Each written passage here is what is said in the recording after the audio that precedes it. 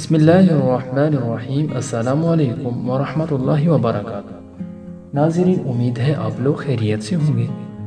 آج ہم آپ کے ساتھ شیئر کرنے والے ہیں میت حضرت ابوبکر صدیق رضی اللہ تعالی عنہ کی روضہ رسول صلی اللہ علیہ وسلم میں تدفین کی اجازت۔ محمد طیب صدیقی لکھتے ہیں، حضرت عائشہ صدیقہ رضی اللہ تعالی عنہ فرماتی ہیں کہ میرے والد حضرت ابوبکر صدیق رضی اللہ تعالی عنہ بیمار ہوئے تو یہ وصیت فرمائی کہ میرے انتقال کے بعد میری نعش روضہ رسول پر لے جا کر عرض کر دینا کہ یہ ابوبکر رضی اللہ تعالی عنہ ہیں، آپ کے قریب دفن ہونے کی تمنا رکھتا ہے، اگر وہاں سے اجازت ہو جائے تو مجھے وہاں دفن کر دینا، اگر نہ ہو تو بقیع میں دفن کر دینا۔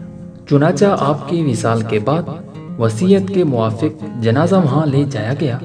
جا کر قبر مبارک کے قریب یہی عرض کر دیا گیا۔ وہاں سے ہمیں ایک آواز آئی، کہنے والا آدمی ہمیں نظر نہیں آتا تھا کہ اعزاز و کرام کے ساتھ اندر لے آؤ۔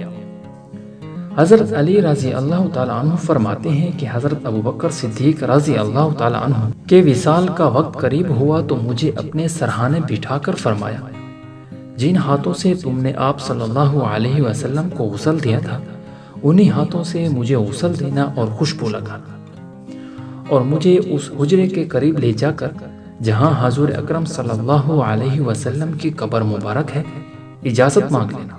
اگر اجازت مانگنے پر حجرے کا دروازہ کھل جائے تو مجھے وہاں دفن کر دینا، ورنہ مسلمانوں کے عام قبرستان یعنی بقیع میں دفن کرنا۔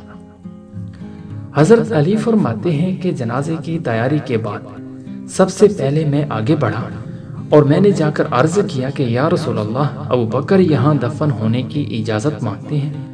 میں نے دیکھا کہ ایک دم حجرے کے کواڑ کھل گئے اور ایک آواز آئی کہ دوست کو دوست کے پاس پہنچا دو۔